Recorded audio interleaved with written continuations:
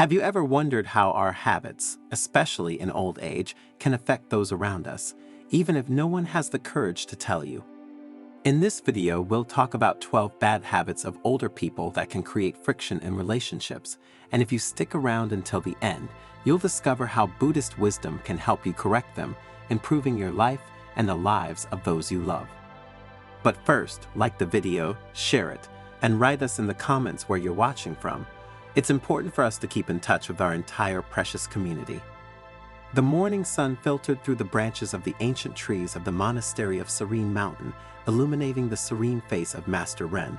His eyes, deep as pools of ancient wisdom, rested on the disciples sitting silently before him.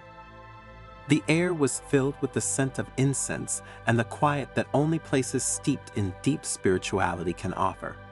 The Master, known for his wisdom after 70 years, began to speak in a calm but resonant voice. "Dear disciples," the Master began, "today we will talk about a delicate subject, but fundamental to our journey towards the health of the elderly and harmony in relationships. Often, as we age, we acquire habits that, while not intentionally harmful, can create discomfort in those around us. It's like a small pebble in the shoe. At first, it's just an annoyance, but over time it can become a real plague. Never forget that the elderly have wisdom, an invaluable wisdom of life, but they too, all of us, can fall into unconscious traps." The disciples nodded, some with their heads bowed in respect, others with curious looks, ready to absorb every word of his Buddhist wisdom. And the Master began to speak of the 12 subtle shadows that, in the form of habits, often complicate the lives of elderly people.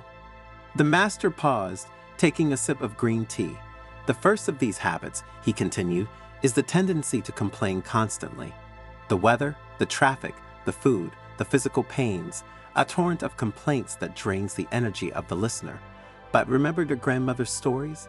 They were full of life, of teachings, not complaints." A young disciple took notes as the Master continued. "The second is the obsessive repetition of the same stories.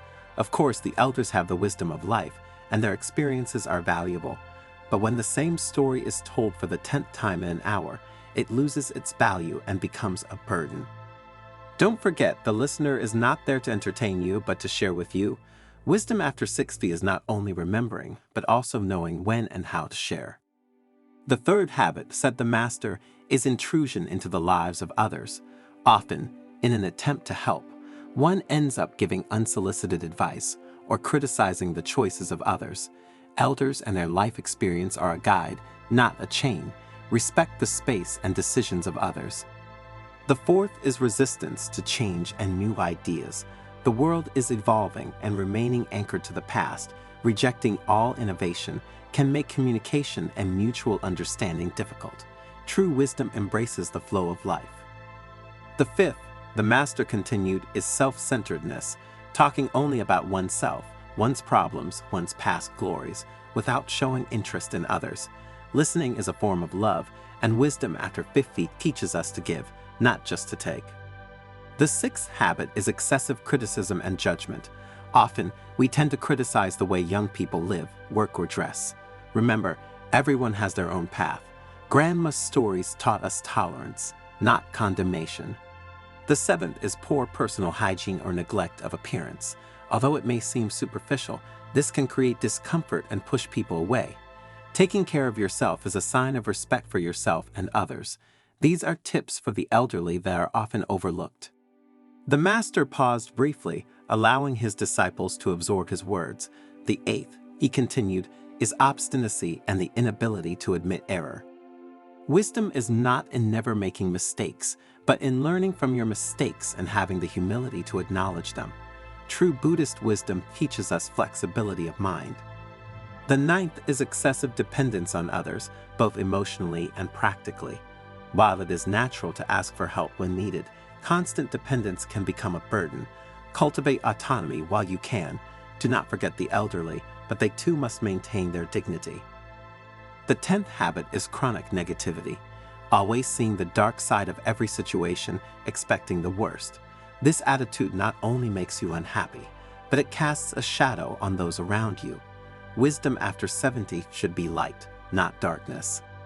The 11th, Said the Master, is the lack of gratitude. Taking for granted the help, affection, or presence of others. A simple thank you can brighten the day. Gratitude opens hearts and strengthens bonds. Finally, concluded the Master, the 12th habit is the tendency to not take care of one's health, both physical and mental. The healthy body and mind are essential to living fully and not to burden others. The health of the elderly is a responsibility, not just a gift. Master Ren stood up, walking slowly among the disciples. Now you may ask, he said, how can we correct these habits? The answer is simple, but it requires effort, awareness. Practice self-observation every day. Before you speak, think, is it necessary? Is it kind? Is it true? Elders and their wisdom can be a beacon, not a burden. Listen carefully when others speak. Ask yourself if you are offering unsolicited advice. Look for the good in every situation. Keep your curiosity alive for the new. Practice gratitude. Take care of your body and mind. Remember, never forget that elders have wisdom, and their experience can be a source of inspiration for all. True wisdom, dear disciples, is not the absence of defects, but the constant search for improvement. It is accepting that we are imperfect beings, but with the capacity to grow and make our presence in the world a blessing to all. Do not forget, life is a journey of continuous learning, and Buddhist wisdom is our guide.